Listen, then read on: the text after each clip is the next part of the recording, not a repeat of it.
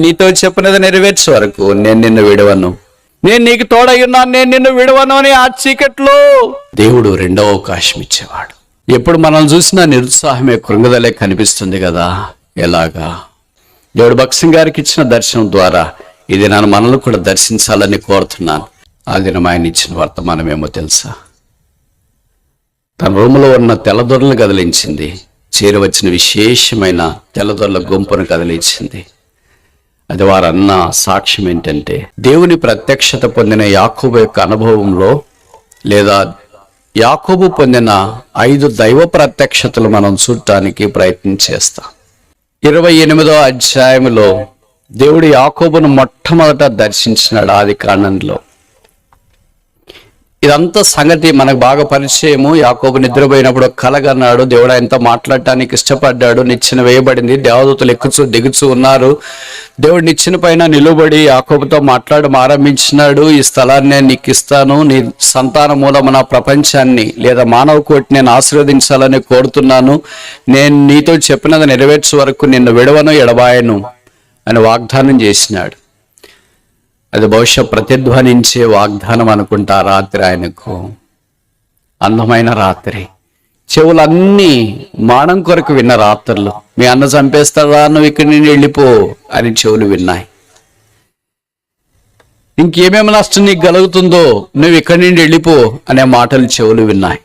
కానీ నేను నీకు తోడై ఉంటాననే మాటలు చెవులకు అమృతం పోసినట్లు అనిపించింది.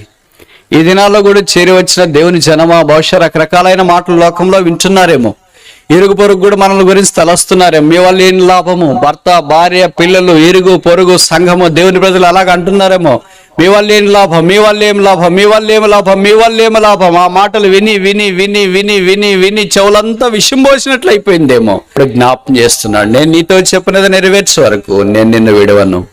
ఇది అమృతం పోసే రాత్రి, చెవుల నిండా మధురమైన రాత్రి. ఇలాగా దేవుడు మానవంతో మాట్లాడడం శ్లాఘనీయమైన వాక్యం. యాకోబు లాంటి భక్తులు మనం కాకపోవచ్చు, యాకోబు లాంటి ఆత్మీయులం మనం కాకపోవచ్చు, కానీ యాకోబు దేవుడు మనల్ని కూడా ఆశీర్వదించాలని కోరుతున్నాడు. 28వ అధ్యాయంకి అంతా మనం ఒక పేరు పెడదాం. ఏంటి ఆ పేరంటే గాడ్స్ విషన్, దైవ దర్శనం. ప్రతి మానవుడు ఈ దైవ దర్శనం యొక్క అనుభవంలోనికి మొదట రావాలని కోరబడుతున్నాం. దేవుని చూచుట, దేవుని మాటలు వినుట, దేవుని కొరకు జీవించడానికి ఇష్టపడుట, దేవుని సాన్నిధ్యాన్ని గ్రహించినాడు. మీరు జ్ఞాపకం ఉంచుకోవాలా, దేవుడు యాకోబునకు ప్రత్యక్షమైంది అమ్మ నాన్న దగ్గర ఉన్నప్పుడు, ఇంట్లో గుడారం దగ్గర కాదు, అన్న దగ్గర ఉన్నప్పుడు కాదు, తన మామ దగ్గర ఉన్నప్పుడు కాదు, లేకపోతే ఇరుగు పొరుగు సందర్భాల్లో ఉన్నప్పుడు కాదు. When he was all alone in the utter pitch darkness in a wilderness called Bethel, Lord appeared unto him, saying that I will not leave thee, for I am with thee. నేను నీకు తోడై ఉన్నాను, నేను నిన్ను విడవను అని ఆ చీకట్లో దేవుని యొక్క స్వరం యాకోబు వినటానికి దేవుడు సహాయం చేస్తూ వచ్చినాడు. యాకోబు ఆ మాటలు నమ్మాడు. ఆ దర్శనం తన జీవితాన్ని మార్చివేసింది. ఆకర్షణీయమైన స్థానంలోనికి యాకోబు తీసుకుని రాబడ్డాడు. దేవుడు మనకు కూడా రకరకాలుగా దర్శిస్తూ వచ్చినాడు. కొత్త నిబంధనకు వచ్చినప్పుడు దేవుడు ఇలాగ మనల్ని దర్శించకపోవచ్చు, కానీ యేసు ప్రభు రూపంలో దేవుడు మనల్ని దర్శించినాడు. గలతీ 4:4 ప్రకారం కాలం సంపూర్ణమైనప్పుడు దేవుడు తన కుమారుని పంపెను. ఆ యేసుక్రీస్తు ప్రభు అనే కుమారుడు మానవాకారాన్ని భూమి మీదకి దిగివచ్చి మానవుడిగా జన్మించి, మానవుడిగా జీవించి, మానవుడిగా సిలువ మీదకి వెళ్ళాడు. అయితే మనలాంటి పాపం ఆయనలో లేదు. పాపం ఎరగని దైవ కుమారుడు శిలువలో పాపముగా చేయబడి, చనిపోయి, సమాధి చేయబడి, తిరిగి లేపబడి ద్వారా పాపాత్మలమైన మన జీవితాల్లో శిలువ దగ్గరికి వచ్చినప్పుడు ఉన్న పాటన మార్చివేయబడుతున్నాయి. యాకోబు జీవితం రాత్రి మార్చబడింది. మన జీవితాలు శిలువ దగ్గర మార్చబడటానికి అవకాశం ఉంది. ఇష్టమేనా? ఈ దైవ దర్శనం కలిగిన దేవుని ప్రజలుగా సంఘములో మనం చేరి వస్తున్నాం. ప్రభుకు స్తోత్రాలు. అందుకని ఈ జిల్లాలో విస్తారమైన పరిచర్య దేవుడు భక్సింగ్ గారు ఆయన జతపని వారిని వాడుకొని వృద్ధి పొందిస్తూ వచ్చినాడు. ఆ పరిచర్య ద్వారా చిన్న చిన్న గ్రామాల్లో కూడా దేవుని సాక్ష్యం అనే సంఘాలు బయటకు వచ్చినాయి. కష్టాలు గుండా వెళ్తున్నారు, ఇబ్బందులు గుండా వెళ్తున్నారు, సేవకులు, బోధకులు, సంఘాలు పోరాటాలు గుండా వెళ్తున్నారు, ఏం చేయాలో దిక్కుదోచిన పరిస్థితులు వెళ్తున్నారు. అయితే దేవుడు యాకోబుకి ఇచ్చిన దర్శనం, దేవుడు భక్సింగ్ గారికి ఇచ్చిన దర్శనం ద్వారా ఇది నన్ను మనల్ని కూడా దర్శించాలని కోరుతున్నాను. అందుకే అగ్రిపరాజు ఎదుట అపోస్తలుడైన పౌలు నిలబడినప్పుడు, అగ్రిపరాజా, ఆకాశము నుండి కలిగిన ఆ దర్శనమునకు నేను అవధేయుడను కాను. I was not disobedient unto the heavenly vision. ఒక దర్శనము మనుషునితో మచ్చడించడం మాత్రమే కాకుండా, కుటుంబంతో మాట్లాడడం మాత్రమే కాకుండా, సహవాసంలో మాట్లాడడం మాత్రమే కాకుండా, పరిచారకులతో మాట్లాడడమే కాకుండా, ఆ దర్శనము రాజు ఎదుట నిలబడి మాట్లాడడానికి కూడా అవకాశం అనుగ్రహిస్తుంది. That is the power of the vision. దర్శనం యొక్క శక్తి అది. ఇది ఇంకా ఆ శక్తిని మనం ఎరగకుండా ఉంటే బహుశా మనకంటే ఎక్కువ నష్టపోయిన వారు ఇంకెవరు లేరంటే తప్పు కాదేమో. దేవుని దాసుడైన భగత్ సింగ్ గారు ఈ దర్శనం పొంది పల్లవరపు కొండల మీద ప్రార్థనాపూర్వకంగా జూలై 12, 1941 సంవత్సరం చెన్నైలోని జెహోషామాలో యెహోవా ఉండు స్థలము అని అక్కడ అడుగుపెట్టాడు. అక్కడ అడుగుపెట్టినప్పుడు ఇది ఇంత విస్తరిస్తుందని, వ్యాపిస్తుందని ఏనాడు ఊహించలేదు. దేవుడు దాన్ని 30 అంతలుగానో 60 అంతలుగానో 100 అంతలుగానో ఆశీర్వదించినాడు. ఇది నాన్న ఆ పరిచర్య దేవుడు మన భుజ స్కంధాల మీద ఉంచినాడు. ఏలియా దుప్పటి ఎలీషా మీద పడినట్లు, అపోస్తలుడైన పౌలు యొక్క పరిచర్య తిమోతి మీదకి వచ్చినట్లు దేవుడి సాక్ష్యాన్ని కొనసాగించే భాగ్యం మనకు కూడా అనుగ్రహించినాడు. మన సంగతి ఏంటి మరి? ఈ డ్యూటీ పట్టుకొని ముందుకెళ్ళటానికి సిద్ధమేనా? ఈ దుప్పటి కప్పుకొని ముందుకెళ్ళటానికి సిద్ధమేనా? ఈ భారం భరించి ముందుకెళ్ళటానికి సిద్ధమేనా? మనం రక్షించబడిన ఉద్దేశమే మర్చిపోయినాం అనుకుంటా. మనం చాలాసార్లు అనుకుంటాం ఏదో రక్షణ పొందినాం, మందిరానికి వెళ్తున్నాం, సేవ చేస్తున్నాం, పరిచయలో పాల్పొందుతున్నాం, పాటలు పాడుతున్నాం, వాకింగ్ చెప్తున్నాం, సండే క్లాస్ తీసుకుంటున్నాం, యూత్ మీటింగ్ తీసుకుంటున్నాం, ఇలాగే జరిగిపోతుందని అనుకుంటూ ఉన్నాం. అయ్యో, ఎంత అపోహలో ఉన్నాం.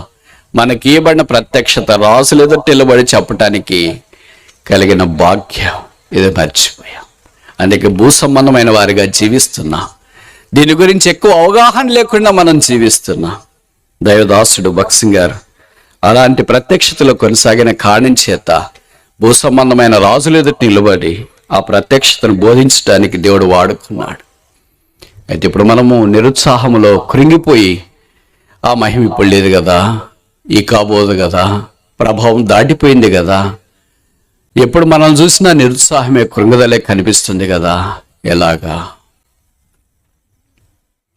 దేవుడు ఆ దాసుని జతపని వారి యొక్క కన్నీటిని, మోకాళ్ళ జీవితాన్ని వ్యర్థపరుస్తాడని మీరు తలస్తారా? అలాగైతే మనం ఉన్న దగ్గరే ఉండొచ్చు. అది వ్యర్థపరచుడు దేవుడు ఈ కాలంలో మనల్ని కూడా వాడుకుంటాడని తలంచిన వారు ఆ దేదీప్యమానమైన ప్రత్యక్షతలో ముందుకు సాగిపోవటానికి అవకాశం ఉంది. ఇది భగత్ సింగ్ గారు ముందే ఊహించినాడు. ఏంటి? మహిమ కోల్పోతాం, ప్రభావాన్ని కోల్పోతామని. బహుశా మీలో తెలియదు అనుకుంటా. ఆయన ఆరంభ దినాల్లో స్విట్జర్లాండ్లో పరిచర్య కొరకు పిలువబడ్డాడు. ప్రపంచ ప్రఖ్యాతి చెందిన బోధకులు ఆ మీటింగ్లో బోధ చేయడానికి వచ్చినారు. దాంట్లో ఈయన కూడా ఒకళ్ళు. 4 ప్రసంగికులు కలిసి ఒక రూమ్ ఇచ్చినారు ఆ దినాల్లో. దాంట్లో 3 పాశ్చాత్య దేశ తెల్లదొరలు. భగత్ సింగ్ గారు మాత్రమే ఇండియా నుండి వెళ్ళిన వ్యక్తి. పాశ్చాత్య దేశీయులు టైం చాలా చక్కగా నిర్దిష్టంగా పాల్పొందుతారు లేదా తీసుకుంటారని మనకు తెలుసు. వారు అలాంటి హోటల్లో భోజనానికి వెళ్ళారు. కొద్దిసేపు చూసినారు, భగత్ సింగ్ గారు కూడా వస్తాడేమో భోజనం చేస్తాం కలిసి అని. రాలేదు. ఇంకా కొద్దిసేపు చూసారు, రాలేదు. ఎవరో కబురు పెట్టారు. హోటల్లో బాయ్స్ ఉంటారు కదా, వాళ్ళు వెళ్ళి ఆ రూమ్ చూస్తే భగత్ సింగ్ గారు మోకాళ్ళ మీద ప్రార్థన చేస్తున్నాడంట. సరే, ఫారినర్స్ ఎవరి కొరకు ఎదురు చూడరు కదా, ప్రభు కొరకు తప్ప. అందుకని వాళ్ళు భోంచేశారు, నేరుగా గదికి వెళ్ళారు. భగత్ సింగ్ గారు మోకరించి ప్రార్థన చేస్తున్నాడు, వాళ్ళు పడుకున్నారు. ఉదయకాలం భగత్ సింగ్ గారి యొక్క వర్తమానం. ఉదయకాలం వాళ్ళు ఏకమనిపోయి దయజెండా లేచి సిద్ధపడి బైబిల్ పట్టుకొని మీటింగ్ కొరకు బయలుదేరుతున్నాడు. ఆ దినం ఆయన ఇచ్చిన వర్తమానం ఏమో తెలుసా? తన రూములో ఉన్న తెల్లదొరలను కదిలించింది. చేరవచ్చిన విశేషమైన తెల్లదొరల గుంపును కదిలించింది. అది వారన్న సాక్ష్యం ఏంటంటే, దేవుడు మాతో నేరుగా మాట్లాడాడు. మీ ద్వారా మాట్లాడినాడు కాదు, నేరుగా మాట్లాడాడు. ఏంటంటే, రిటర్న్ ఆఫ్ గాడ్స్ గ్లోరీ, దేవుని మహిమ తిరిగి వచ్చుట. ఆ దినాల్లోనే దేవుని మహిమ తిరిగి రావాలనేది ఆవశ్యకత. అది ప్రవచనం.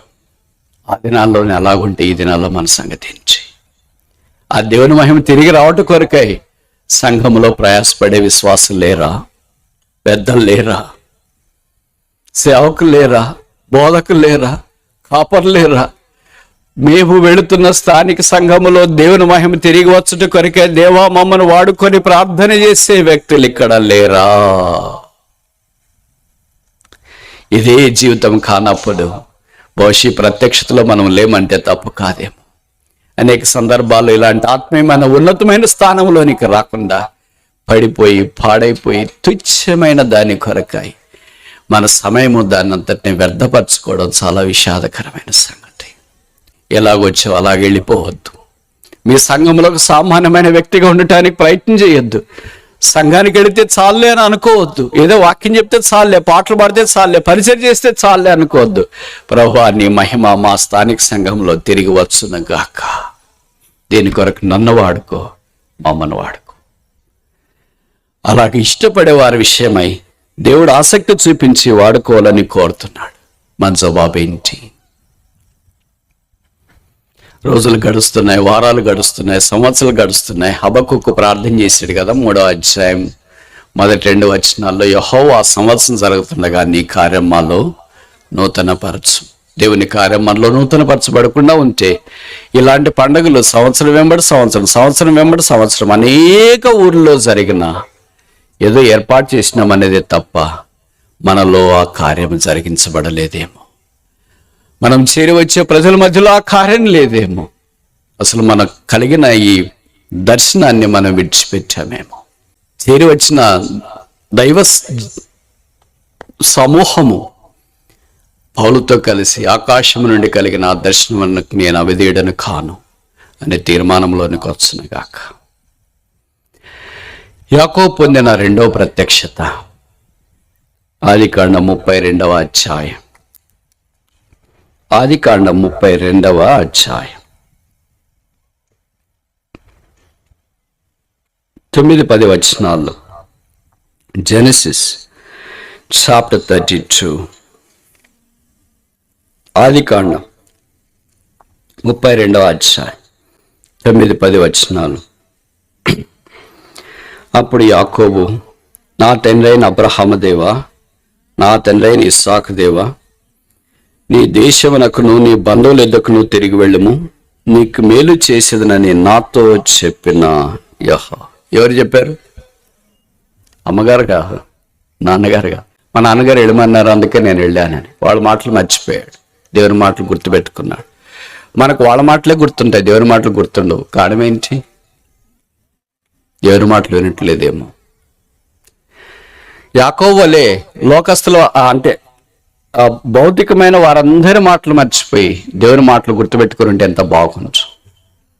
యాకోబు చెప్తున్నామా సాక్ష్యం ఏంటంటే, నీవు నీ సేవకునికి చేసిన సమస్త ఉపకారం నాకు అపాత్రుడు. ఒంటి కర్రతో యోర్ధాను దాటి తిని, ఇప్పుడు నేను 2 గుంపులు అయితిని. చేతి కర్ర పట్టుకొని, ఒకే కర్రే, 2 కూడా కాదనుకుంటా, యోర్ధాను దాటాడు, ఇప్పుడు 2 గుంపులు అయ్యాడు. ఆ తర్వాత వచనాల్లో మనం చూస్తాం, దేవునితో ఆయన మాట్లాడటానికి పూనుకున్నాడు, పోరాడాను అనే వాక్యంలో చూస్తాం. Jacob was left alone. యాకోబు ఒక్కడే మిగిలిపోయాను. ఆ రాత్రి యాకోబు దేవునితో పెనుగులాడాడు. చూడండి, ఇది కూడా యాకోబు జీవితాన్ని మార్చిన 2వ రాత్రి. ఇలాంటి రాత్రులు మనకు కూడా ఉంటే ఎంత బాగుంటుందా అనుకుంటాం. మనకి ఎలాంటి రాత్రులు ఉంటాయి? పోట్లాడిన రాత్రులు ఉంటాయి, అన్నం తినకుండా అలిగి పడుకున్న రాత్రులు ఉంటాయి, వాళ్ళ నీళ్ళని గురించి అడ్డగా మాట్లాడిన రాత్రులు ఉంటాయి, పడక మీద కూర్చుని ఎవరికి ఎలా కీడు చేయలేని ఆలోచించిన రాత్రులు ఉంటాయి. ఈ రాత్రులు ఉన్న కారణం చేత రాత్రులు నిద్రపట్టకుండా ఉంది. యాకోబు లాంటి రాత్రులు ఉంటే ఎంత బాగుండు. మొదటి రాత్రి నిత్యం చూశాడు, 2వ రాత్రి దేవుని ఈ 32వ అధ్యాయం ప్రకారం ముఖమే చూసినట్లు వాక్యంలో మనం గమనిస్తూ ఉన్నాం. అందుకని ఆయన ఒక్కడే ఆల్ నైట్ ప్రేయర్. మీకు తెలుసు కదా, నేను ఎప్పుడు చెప్తుంటా, బైబిల్లో మొట్టమొదట ఆల్ నైట్ ప్రేయర్ చేసిన వ్యక్తి యాకోబు. అందరు కలిసి చేయడం తేలికే కావచ్చు. అందుకని ఆల్ నైట్ ప్రేయర్ సంఘాలు ఏర్పాటు చేసినప్పుడు సేవకులు కానీ నడిపించేవాళ్ళు కానీ పాటలు పాడి వాక్యం చెప్పి ప్రార్థన చేయించి మధ్యలో నిద్రపోతారేమని టీ ఇచ్చి కాఫీ ఇచ్చి మొత్తానికి చివరి దాకా తెల్లవారుజాము దాకా లాక్కొని వస్తారు. ఎంతమంది ఉంటే భవిష్యత్తు లాక్క రావడం తేలిక, ఒక్కళ్ళే ఉంటే అప్పటిదాకా మెలకున్నా కూడా నిద్ర వస్తుంది. యాకోబు నిద్ర రాలేదేంటి? ఆ విషన్, ఆ దర్శనం ఆయన గుండెల్ని పిండేస్తుంది, ఆ వాగ్దానం ఆయన పిండేస్తుంది. అబ్రహాము దేవుడు, ఇస్సాకు దేవుడు, యాకోబు దేవుడు అంటే అర్థమేంటి? ఇలాగ చెప్పొచ్చా నేను? తెరహు దేవుడు కాదు, ఏశావు దేవుడు కాదు, ఇష్మాయిలు దేవుడు కాదు. అర్థమైంది నేను చెప్పే మాటలు? తెరహు దేవుడు కాదు, ఇష్మాయిలు దేవుడు కాదు, ఏశావు దేవుడు కాదు, అబ్రహాము, ఇస్సాకు, యాకోబుల దేవుడు. అంటే అర్థం, తెరహు మరణం పొందినాడు, దేవునితో అంత ఎక్కువగా లేడేమో. ఇష్మాయిలు దేవునితో అంత నడచడానికి ఇష్టపడిన వాడు కాదు. దేవుడు ఆ పిల్లవాని మరో చిన్నవాని మరో వినేనని బైబిల్లో రాశారు, కానీ ఏం ప్రార్థన చేశాడో, మేలు పొందిన తర్వాత ముందుకు ఎలాగెళ్ళాడో చెప్పబడలేదు. అలాగే ఏశావును గురించి ఒక్క పూట చిక్కుడుకాయల కొరకు జ్యేష్ఠత్వం హక్కునే అమ్మవేసుకోవటానికి కూడా ఇష్టపడ్డాడు. నేను ఈ మాట చెప్తే మీరు అనొచ్చు, మరి కొన్ని వాళ్ళు ఉన్నారంటే అమ్మడం తప్పేమండి అని. కొనేవాళ్ళు ఉన్నారు, అమ్మేవాళ్ళకన్నా అవకాశం ఇవ్వాలి కదా. అంటే అర్థమేంటి? ఆలోచించాలి కదా, ఇది అమ్మొచ్చా లేదా, ఇది అమ్మేదే కాదా? జ్యేష్ఠత్వము యెహోవా యొక్క వరం. యేసు ప్రభువు దేవుని కుమారుడు, వరం. వరాన్ని ఎవరైనా నమ్ముతారా? Will anybody sale the gifts? పరిశుద్ధాత్ముడు మనకు ఆ అనుగ్రహం వరం ఇచ్చింటాడు అనుకో. పాటలు పాడే వరం, వాక్యం చెప్పే వరం, కొంతమందికి ఏడ్చే వరం, మిగతా వరాలు కాదు, పోట్లాడే వరాలు కాదు. ఆ వరం ఎవరైనా వచ్చి డబ్బులు ఇస్తామండి ఇవ్వండి అంటే అమ్ముతారా? పోనీ అది పోద్దా? అపోస్తుల కార్యాలలో అలాగ ఒక ఆయన అన్నాడు, గాడి సీమోన్. మీకు తెలుసు కదా, 9 మంది బైబిల్లో సీమోన్లు ఉంటే ఒకడే ఊరి చెడబుట్టాడు. మిగతా 8 మంది సీమోన్లు మంచోళ్లే, పేతురుతో ఆరంభించబడి చివరి దాకా వెళ్ళేవాళ్ళు. ఈ సీమోను గాడివాడు ప్రభువంటి తెలిసి పరిశుద్ధాత్మను ఎలాంటి అద్భుతాలు చేస్తాడో పేతురు దగ్గర చూచాడు. అందుకే పేతురు దగ్గరికి వచ్చాడు, నేను డబ్బులు ఇచ్చేస్తానండి, ఇచ్చేయండి అని. ఈ దినాల్లో మన దగ్గరికి ఎవరు అలాగే రావట్లేదు కదా, కొంతమంది ఆలోచిస్తున్నారేమో. మన సంగతి తెలిసి అందుకే ప్రజలు రావట్లేదేమో. పేతురు అన్నాడు, నీవు దేవుని యొక్క ఆత్మను డబ్బులతో కొనడానికి ప్రయత్నం చేస్తున్నా, నీ హృదయం దేవుని ఎదుట సరిగా లేదు. Your heart is not right with God. Any spiritual thing purchasing with money is not spirituality. ఏ ఆత్మ సంబంధమైన పరిచయం అయినా డబ్బుతో కొనడం దైవికమైనది కాదు. పేతురుకు అవకాశం ఇచ్చినాడు, మారు మనసు పొందరా, ఇప్పటికైనా బాగుపడతావని. ప్రార్థన చేసుకుంటే వాడైనా తెలివైనోడంటే మన మాదిరి అనుకుంటాం, మీరు ప్రార్థన చేయడం నా కొరకు కూడా అన్నాడు.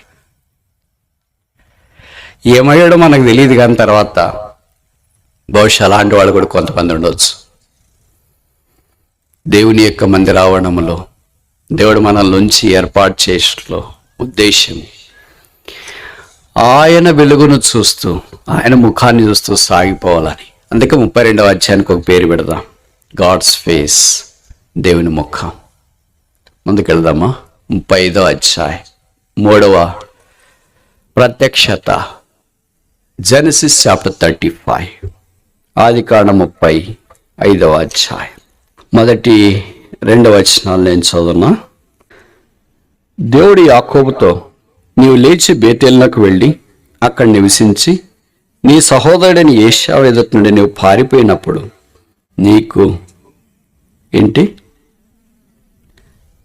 కనబడిన దేవుడు. ఎంత చక్కటి అందమైన మాట ఇది. ఈ దేవుడు ఎలాంటి వాడంట? కనబడే దేవుడు.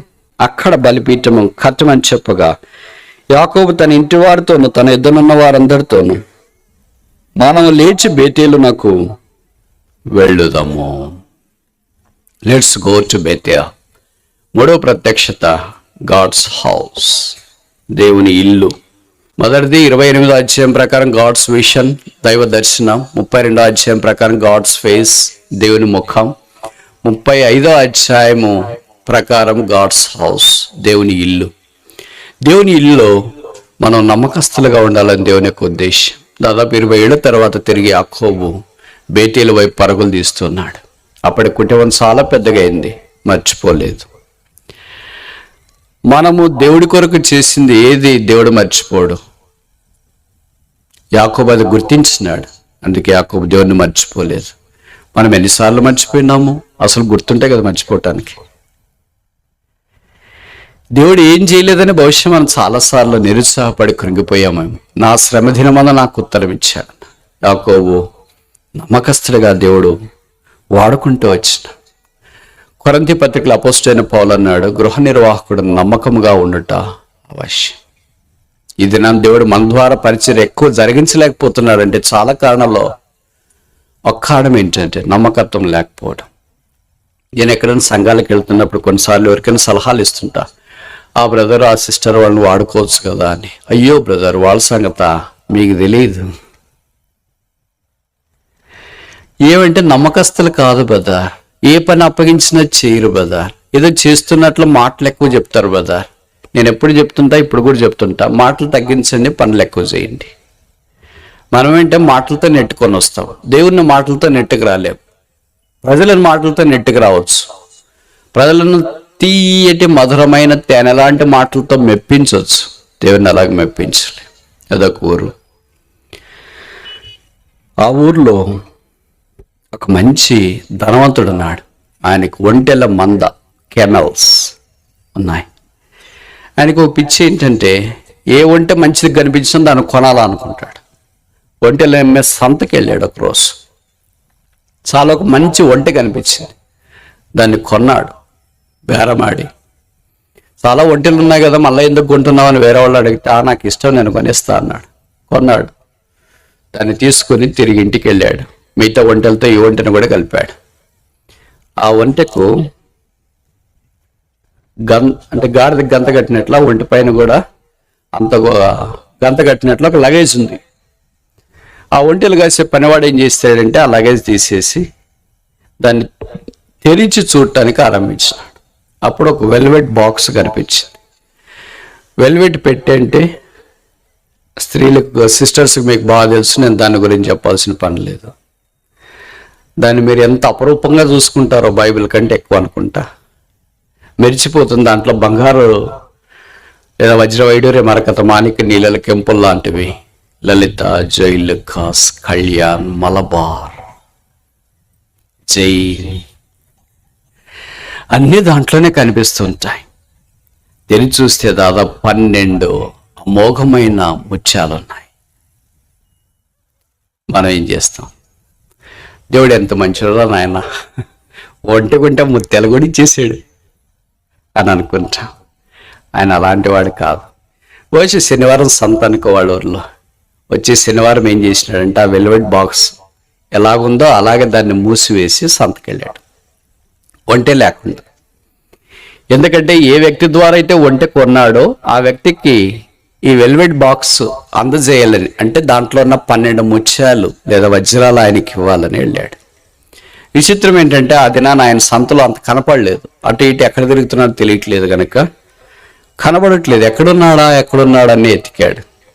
కనబడకపోతే వారిని అడిగితే ఆయన ఎక్కడో భోజనానికి పోయినాడని మొత్తానికి ఆయన పిలుచుకుని వచ్చినారు. ఇప్పుడు ఒంటె నమ్మిన ఆయన ఏమనుకుంటాడు? వాపస్ ఇయటానికి ఒంటెని వచ్చినాడేమో అని అనుకుంటాడు. లేదా ఇంకేమైనా డబ్బులు ఎక్కువ కొన్నాను కనుక తక్కువ చేసుకొని ఇవ్వు అని మళ్ళీ బేరమాడటానికి వచ్చినాడేమో అని అనుకుంటాడు.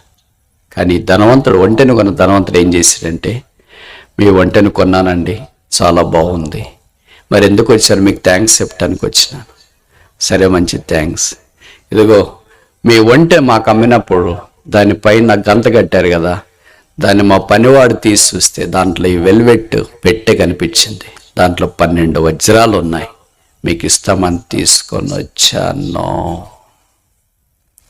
సంత అంతా మౌనం అయిపోయింది. సంత ఎలాగుంటుందో నాకంటే మీకు బాగా తెలుసు. ఇలాంటి వాళ్ళు కూడా ఈ దినాల్లో ఉంటారా? దొరికితే చాలా కళ్ళకు అద్దుకొని తీసుకునే వాళ్ళు ఉంటే, యూజ్ అండ్ త్రో పెన్ను కూడా కింద పడేసిన అటు ఇటు చూసుకుని పెట్టుకుని పోయే దినాలు ఉంటే 12 వజ్రాలు వెనక్కి తీసుకుని వచ్చేవాళ్ళు కూడా ఉంటారా? ఆ యజమానుడు చూసి ఆశ్చర్యపోయి కళ్ళు నీళ్లు గారుస్తూ వజ్రాల వైపు అలాగే చూస్తుండిపోయాడు తెరిచి. తన కళ్ళు నీళ్ళు ఆ వజ్రాలు పెట్టి మీద పడిపోయాయి.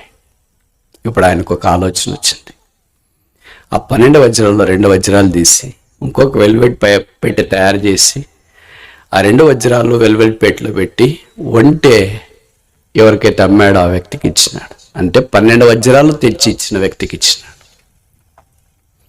అప్పుడు 12 వజ్రాల యజమానుడు ఒంటె కొన్న యజమానంతో ఇలాగన్నాడు, మీరు నా 12 వజ్రాలు క్షేమంగా తెచ్చి ఇచ్చినందుకు మీకు బహుమానంగా ఆనవాయితీకి 2 వజ్రాలు ఇస్తున్నా, తీసుకెళ్ళండి అని. మనం ఏం చేస్తాం? దేవుడు చాలా మంచోడని ఎవరికి తెలియకుండా పక్కన మా 100 రోజులు ఎవరన్నా వచ్చినారా లేదా చూసేసి బ్యాగ్లో సర్దుకొని భవిష్యత్ వచ్చేస్తాం మేము. ఆయన ఏమన్నాడో తెలుసా? నేను అప్పుడే 2 వజ్రాలు తీసుకున్నానండి, నాకు ఇంకేం బహుమానం వద్దు అన్నాడు. షాక్ తెలుసా? ఎవరు? ఒంటె అమ్మిన వ్యక్తి. అరే మీరు 12 కదా చెప్పింది, నేను 12 దీంట్లో పెట్టినా 12 మీరు తెచ్చిచ్చినారు, మళ్ళీ 2 తీసుకున్నానని చెప్తున్నారు ఏంటి? అవును 2 తీసుకున్నా. 2 తీసుకుంటే 10 ఉండాలి కదా, ఇక్కడ 12 కనిపిస్తున్నాయి కదా, మీరు కౌంట్ మీరు ఎంచండి. పక్కన వాళ్ళని అడిగాడు ఎంచండి. అంతమంది ఎంచిన 12 ఉంటే 12గా. అప్పుడు ఆ ఒంటె అమ్మిన వ్యక్తి ఒంటె కొన్న వ్యక్తిని అన్నాడు, మీరు తీసుకున్న 2 వజ్రాలు ఏంటి? అప్పుడు ఒంటె కొన్న వ్యక్తి చెప్పిన సాక్ష్యం అంటే కళ్ళు చెమ్మగిల్లుతాయి. నేను తీసుకున్న 2 వజ్రాలు ఏంటంటే, మొదటి వజ్రం నమ్మకత్వం, 2వ వజ్రం యథార్థత. ఇవి నా దగ్గర వజ్రాలు ఉన్నాయి, మీ వజ్రాలు నాకు వద్దు. ఒక భూమి మీద ఉన్న వ్యక్తి ఇంత కఠోరమైన నిష్ఠతో జీవిస్తూ ఉంటే, క్రైస్తవ లోకమని చెప్పుకొని బైబిల్ పట్టుకొని బోధించి వాక్యం ప్రకటించి తిరుగుతున్న మన యొక్క నమ్మకత్వాన్ని దేవుడు ఇంకెంత హెచ్చైనదిగా కోరతాడో. విషాదకరమైన సంగతి ఏంటంటే, ఆ విషయంలో మనం ఎంతో కొరబడ్డామనుకుంటా, తప్పిపోయామనుకుంటా. నాకు అప్పగించిన పనిలో నమ్మకంగా లేని ప్రభువా, సంఘం ఇచ్చినావు, సహవాసం ఇచ్చినావు, వాక్యం ఇచ్చినావు, సేవ ఇచ్చినావు, బోధించినావు, పరిచయం ఎన్నో ఇచ్చినావు, కానీ అన్నీ నీరు పోసిన పానకంలా మారిపోయింది. అన్ని అవకాశాలు వ్యర్థమైపోయాయి. ఇప్పుడు చేతులు గాలి ఆకులు పట్టుకున్నట్లుగా ఉన్నాను. మరలా నేను నీకేమైనా ఉపయోగపడతానా? God is God of second chance. దేవుడు 2వ అవకాశం ఇచ్చేవాడు. యాకోబుకు దేవుడు 2వ అవకాశం ఇస్తాడు. ఎవరైనా అలాంటి వాళ్ళు ఇష్టపడుతుంటే దేవుడు అలాంటి వాళ్ళకి అవకాశం ఇవ్వాలని కోరతాడు. ప్రభువా, నీవు అప్పగించిన దాంట్లో నేను నమ్మకంగా లేను, దయచేసి నమ్మకంగా ఉండనట్లుగా నన్ను ఇచ్చి, నమ్మకత్వంలో కడగట్టిన విశ్వాసిగా నన్ను ఉండనట్లు ఇచ్చి. భగత్ సింగ్ గారు ఎప్పుడు 2 ప్రాముఖ్యమైన విషయాలు చెప్పేవాడు. దేవుడు మనల్ని ఏర్పాటు చేసుకుంటున్న ముఖ్యమైన 2 ఉద్దేశాలు. మొదటిది సోల్ విన్నర్, ఆత్మల రక్షణ కొరకు. దాంట్లో మనం నమ్మకస్తులం కాకపోతే ఇక మన పిలుపు వ్యర్థం, పరిచర్య వ్యర్థం, రక్షణ కూడా బహుశా అవసరం లేదేమో. 2వది ఏంటంటే బిల్డింగ్ ద లోకల్ చర్చ్, స్థానిక సంఘాన్ని కట్టడం. దేవుడు మనల్ని దర్శిస్తున్నాడు.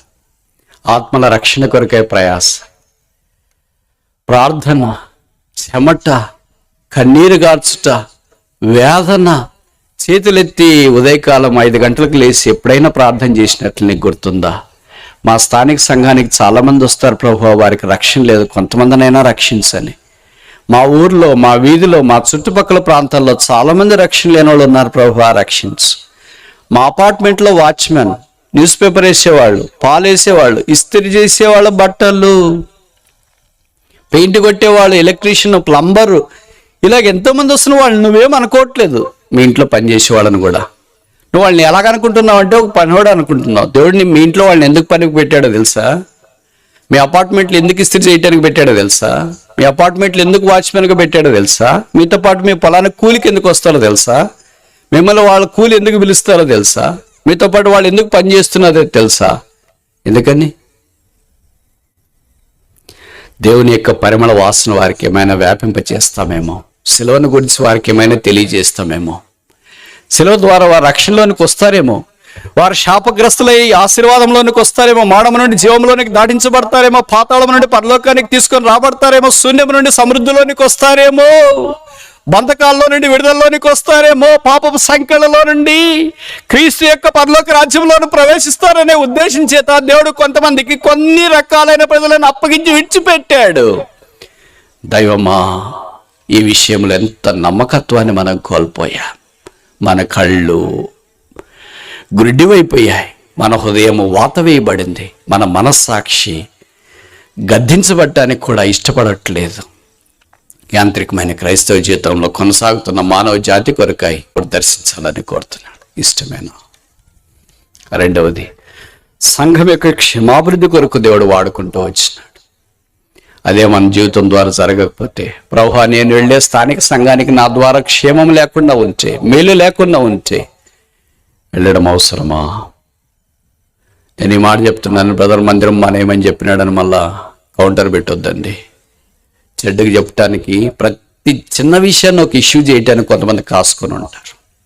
జ్ఞాపకం ఉంచుకోండి, 6000 సంవత్సరాల మానవ చరిత్రలో ఎంతో మంది దిక్కులు పెక్కటిల్లే ఫరోరాజు లాంటి వాళ్ళు, గొలియాతు లాంటి వాడు, అహష్వేరోషు లాంటి వాడు, తర్వాత బెల్షజర్ లాంటి వాడు, దర్యావేషు లాంటి వాడు, ఫరో లాంటి వాడు, హేరోదు లాంటి వాడు, ఈ ప్రపంచ చరిత్రలు ఇప్పుడు మనం చూసిన హిట్లర్ లాంటి వాడు,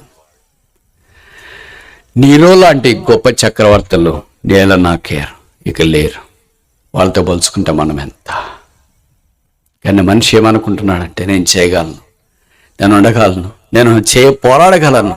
వద్ద అవసరం లేదు. దాని కొరకు కాదు మనం పిలువబడింది, దాని కొరకు కాదు యేసుప్రభు యొక్క రక్తం, దాని కొరకు కాదు యేసుప్రభు యొక్క త్యాగం.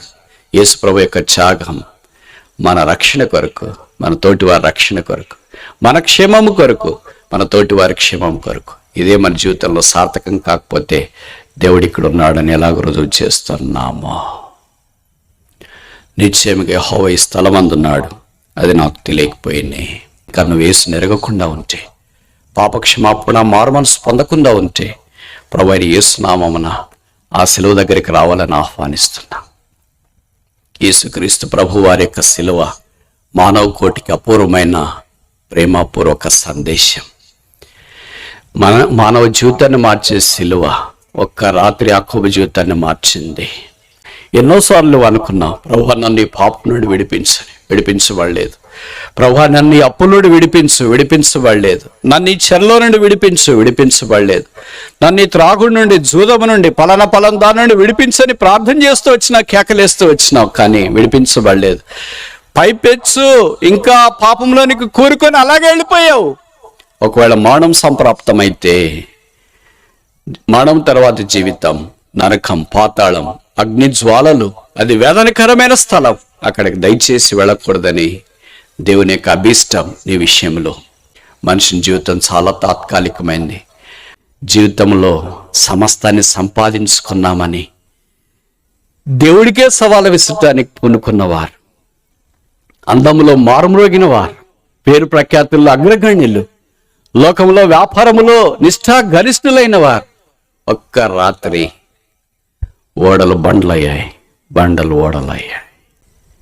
తల్లి గర్భంలో నుండి మనం భూమి మీదకి రావటానికి మోసుకొని వచ్చింది ఒక్కరు సరిపోయారు. ఆమె పేరే తల్లి. అయితే చనిపోయిన తర్వాత మోసుకెళ్ళటానికి ఒక్కరు సరిపోరు, 4 కావాలి. దాన్ని పాడి అంటాం. భూమి మీదకి వచ్చేటప్పుడు తల్లి గర్భంలో నుండి తల ముందు వచ్చింది, కాళ్ళ తర్వాత వచ్చినాయి. ఈ లోకంలో నుండి విడిచిపెట్టి వెళ్ళేటప్పుడు కాళ్ళు ముందు చేస్తున్నారు, తల వెనక చేస్తున్నారు. తల్లి గర్భంలో నుండి భూమి మీదకి వచ్చేటప్పుడు దిగంబర్లుగా వచ్చిన, లోకాన్ని విడిచి వెళ్ళేటప్పుడు వస్త్రం ఒకటి కప్పి తీసుకుని వెళ్తున్నారు. తల్లి గర్భంలో నుండి వచ్చినప్పుడు ఏడుస్తూ కేకలేస్తూ వచ్చిన, ఈ లోకాన్ని విడిచిపెట్టి వెళ్ళేటప్పుడు మౌన యాత్ర. తల్లి గర్భంలో నుండి భూమి మీదకి వచ్చినప్పుడు బోర్ల పడ్డాను, తిరిగి లేచిన, ఏడ్చాం, గంతలేసాం. లోకాన్ని విడిచిపెట్టినప్పుడు 6 అడుగుల గోతిలో సుప్తావస్థలో ఉండిపోయా. ఇది మానవుని యొక్క జీవితం. ఈ జీవితానికి ఇంత ఆరాటమా, ఇంత స్వార్థమా, ఇంత పోట్లాట, ఇంత కక్షల, ఇంత ద్వేషమా, ఇంత అసూయ, ఇంత కుళ్ళ, ఇంత కంప, ఇంత పాపమా, ఇంత అన్యాయమా, ఇంత అక్రమమా, ఇంత దోషమా? ఈ జీవితానికి సార్థకత ఇదేనా? మనకంటే గొప్పవాళ్ళు కొంతమంది ఈ లోకాన్ని ఇచ్చిపెట్టారు. దేవుడు అభాగ్యులమైన మనల్ని కరుణించి జీవప్రాప్తులుగా చేసి ఈ సంవత్సరం కూడా ఉంచాడు. ఎందుకో తెలుసా? లూకా 13లో చెప్పబడింది, ఈ సంవత్సరం కూడా ఉండనేమో. రక్షణ పొందటానికి, పాపక్షమాపణ పొందటానికి యేసు ప్రభువుని వద్దకు రావా? యేసు రక్తం ప్రతి పాప నుండి మనల్ని కడిగి పవిత్రులుగా చేస్తుంది. యేసు జీవితాన్ని మారుస్తాడు, పరలోక రాజ్యంలో ప్రవేశపెడతాడు. అది ఉచితం, అది వరం, అది ఏవి, అది పుణ్యం, అది దానం, అది భాగ్యం. ఈ భాగ్యం నీకొద్దా? నీ స్పందన ఏంటి?